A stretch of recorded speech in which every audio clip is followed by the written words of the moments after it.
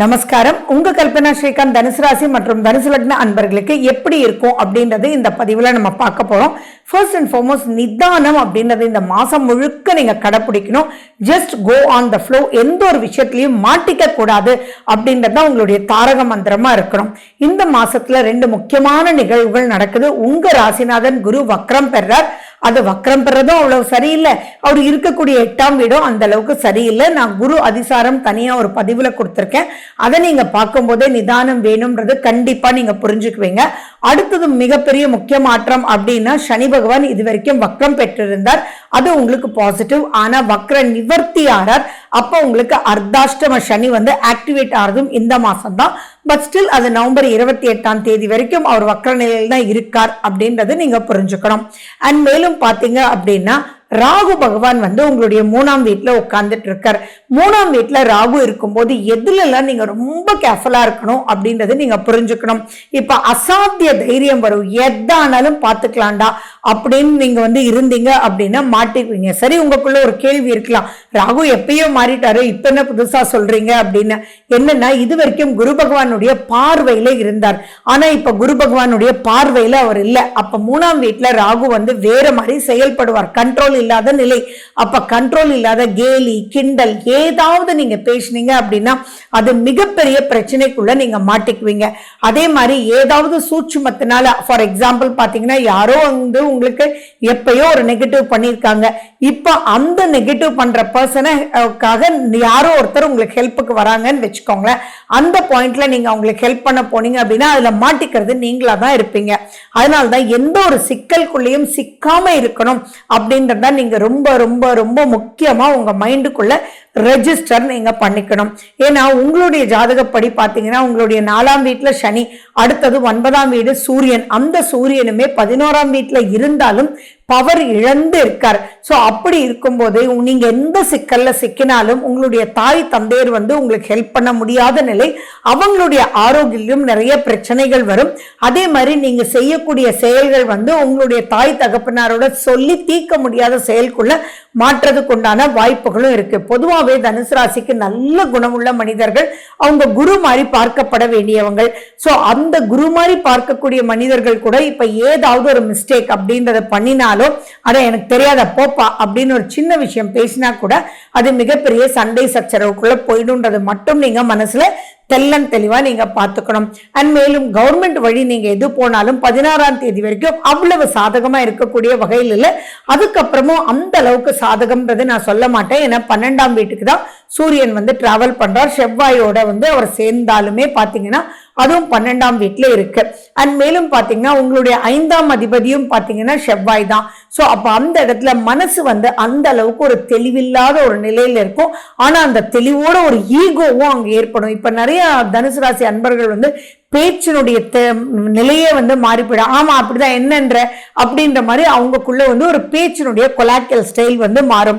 So அதுல எல்லாம் நீங்க கொஞ்சம் எச்சரிக்கையா இருக்கணும். இதுல ஒரு விஷயம் எனக்கு ரொம்ப சந்தோஷம் என்ன அப்படின்னு பாத்தீங்கன்னா, உங்களுடைய 4ஆம் வீட்டையும் குரு பகவான் பார்க்கிறார், 2ஆம் வீட்டையும் குரு பகவான் பார்க்கிறார். அதனால சமாளிச்சு வந்துடலாம். ஆனா பிரச்சனைக்குள்ள நுழைஞ்சு அதுக்கப்புறம் சமாளிக்கிறது அப்படின்ற உண்டான தெம்பு தனுசுக்கு கிடையாது. அதனால பொதுவா கொஞ்சம் கேர்ஃபுல்லா இருந்துக்கிறது ரொம்ப ரொம்ப ரொம்ப சிறப்பு.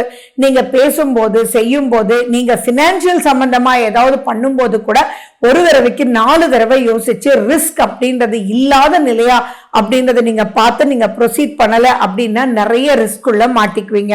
அதே மாதிரி மற்றவங்களுக்காக ஹெல்ப் பண்ணி மாற்றதுக்கு உண்டான ஒரு நிலையும் இங்க ஏற்படுது. அண்ட் கருத்து போராட்டம் யாருடன் இருந்தாலும் வரக்கூடிய அமைப்பு இருக்கு.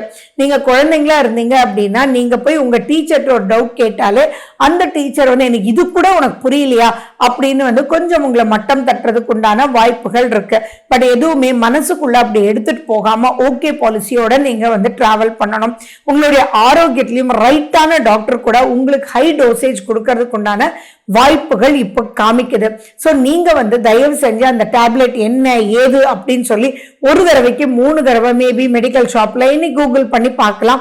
அதனுடைய சைடு எஃபெக்ட்ஸ் எல்லாம் படிச்சு பார்த்துட்டு, ஆனா பொதுவா யாரையும் ஹர்ட் பண்ணாம நீங்க போய் கேட்கும் போது ஆட்டோமேட்டிக்கா அவங்க மாத்தி கொடுக்கறதுக்கு உண்டான வாய்ப்புகள் இருக்கு. நீங்க யாரோட பழகினாலும் சரி, ஏன் ஒரு ட்ரெஸ்ஸே எடுக்க போறீங்க அப்படின்னா கூட இப்ப அந்த ட்ரெஸ் எடுத்து போடுறவன் உங்களோட போக்கஸ்டா இருக்க மாட்டாங்க. சோ அப்ப அவங்களோட ஜோவியலா நீங்க கொஞ்சம் பேசி அவங்களுடைய கவனத்தை உங்க சைடு ஈர்த்து எக்ஸ்ட்ரா ஒர்க் வந்து நீங்க பண்ணினா மட்டும்தான் நிறைய விஷயங்கள் நீங்க சாதிச்சுக்க முடியும். அதே மாதிரி அப்பா நம்பி நான் பண்ணேன், அம்மாவை நம்பி நான் பண்ணேன் அப்படின்ற மாதிரினுடைய வார்த்தைகள் வேண்டாம். அதே மாதிரி உங்க ஃப்ரெண்ட்ஸை நம்பி பண்ணேன் அப்படின்றதும் நம்புனேன்ற வார்த்தை வந்து அந்த அளவுக்கு உங்களுக்கு சாதகமா இருக்க போறது இல்லை அப்படின்றதும் ஞாபகம் வச்சுக்கோங்க. நீங்க வேலை பண்ற இடத்துல உங்களோட கூட வேலை செய்யறவங்களோட ஃப்ரிக்ஷன் வர்றதுக்கு வாய்ப்புகள் இருக்கு. உங்க எண்ணங்கள் வேறையா இருக்கும், உங்களுடைய பிரதிபலிப்பு வேறையா இருக்கும்.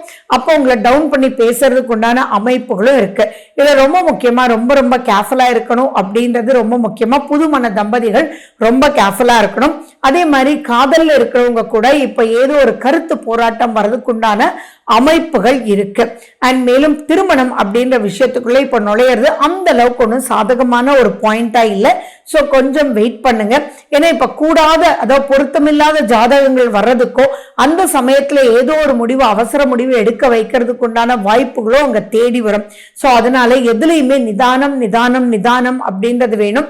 எது எடுத்தாலுமே வந்து 4-5 டைம்ஸ் வந்து மறுபடியும் யோசிச்சு செயல்படுத்தணும்.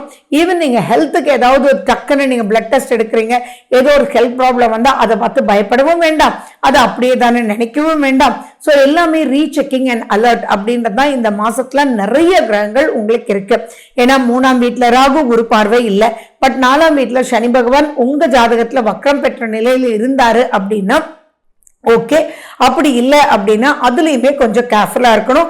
குரு வந்து அதிசாரம் பெற்று ஒரு மாறுற வரைக்கும் பரவாயில்ல, அதுக்கப்புறம் நீங்க கொஞ்சம் கேர்ஃபுல்லா இருக்கணும். 9ஆம் வீட்டுல கேது அப்படின்றதும் 5ஆம் வீட்டுல செவ்வாயும் சேர்ந்து இருக்கனால பூர்வ புண்ணிய ஸ்தானத்திலையும் சில பிரச்சனைகள் வரக்கூடிய அமைப்பு. ஆன்மீக பயணம் இது ரொம்பவே உங்களை காப்பாற்றும். விநாயகரனுடைய வழிபாடு ரொம்ப ரொம்ப முக்கியம். தினமும் நல்ல பூஜை புனஸ்காரங்கள் நடத்தக்கூடிய உங்க வீட்டுக்கு பக்கத்துல இருக்கக்கூடிய விநாயகர் கோயிலுக்கு போயிட்டு உங்க காரியங்களை ஆரம்பிக்கிறது சிறப்பு. அப்படி இல்லைன்னா திங்கக்கிழமை மட்டுமாவது போய் அங்க அருகம்புல் வாங்கிட்டு வந்து உங்களோடைய வச்சுக்கிறது ரொம்ப ரொம்ப ரொம்ப ரொம்ப முக்கியம் அப்படின்றது ரொம்ப தெளிவா மனசுல நீங்க வச்சுக்கோங்க. விநாயகரனுடைய அகவல், குருனுடைய ஸ்லோகங்கள், அடுத்தது ஹனுமனுடைய ஸ்லோகங்கள், இதெல்லாம் கேட்க கேட்க ஆட்டோமேட்டிக்கா உங்களுக்கு நிதானம்ன்ற ஒரு விஷயம் வந்து ஏற்படும். உங்களை நம்பி யார் வந்தாலும் இப்ப அவங்களுக்காக உங்களுக்கு தெரிஞ்சதை சொல்லிட்டு ஆனா கமிட் ஆயிடாதீங்க. ஃபார் எக்ஸாம்பிள் உங்ககிட்ட வந்து வேலைக்கு வேணும்னு கேட்குறாங்க, இன்னொரு ஃப்ரெண்டு வந்து அவங்க தம்பி வேலைக்கு இருக்காங்க ரொம்ப கஷ்டப்படுறாங்கன்னு சொன்னாலும் அவங்களோட லிங்க் பண்ணி விட்டுட்டு எதானாலும் நீங்க 2 பேருக்குள்ள பார்த்துக்கோங்க, ஏதோ ப்ராப்ளம்னா என்கிட்ட வராதிங்க அப்படின்ற அளவுக்கு ஒரு டிப்ளமேட்டிக்கா எதுலையும் சிக்காம இருந்தா மட்டும்தான் பல விஷயங்கள் நீங்க ஜெயிக்க முடியும். பார்ட்னர்ஷிப்போடையும் உங்களுடைய ஃப்ரெண்ட்ஸோடையும் ரொம்ப ரொம்ப ரொம்ப கேர்ஃபுல்லா இருக்கணும். நீங்க பார்ட்னர்ஷிப்ல இருக்கீங்க அப்படின்னா இப்ப நீங்க சொல்றது அவங்க கரெக்டா ஃபோக்கஸ்டா இருக்க மாட்டாங்க. அந்த ஃபோக்கஸ் அப்படின்ற ஒரு அமைப்பை நீங்க வந்து கிளியரா அவங்களுக்கு புல் பண்ணல அப்படின்னா நீங்க நினைச்சது ஒன்றும் அங்க ஒரு தடுமாற்றம் ஏற்படக்கூடிய அமைப்புகள் இருக்கு. சுகங்கள் கிடக்கூடிய அமைப்பு, பட் ஆனாலும் சமாளிச்சிடலாம். வீடு சம்பந்தமான ரிப்பேர் வரக்கூடிய அமைப்பு, வண்டி சம்பந்தமா ரிப்பேர் வரக்கூடிய அமைப்பெல்லாம் இருக்கு. பட் ஆனா அதுக்குண்டான செலவுகள் ஏற்பட்டாலும் அது செலவு பண்ணக்கூடிய அமைப்பும் உங்களுக்கு கொடுத்து அது கரெக்டா வந்து ரிப்பேர் பண்ணிட்டும் போவாங்க. ஏன்னா குருனுடைய பார்வை அங்க இருக்கிறதுனால. சோ இப்ப நீங்க முக்கியமா தெரிஞ்சுக்க வேண்டியது உங்களுடைய சுய ஜாதகத்துல திசா புத்தி அந்தரம் ஃபேவரபிளா இருந்தா ஓகே. அப்படி இல்லைன்னா இந்த மாசத்தை கொஞ்சம் நிதானத்தோட எதுலையும் சிக்காம மூவ் பண்ணிக்கணும். So wish you good luck. வாழ்க வளமுடன்.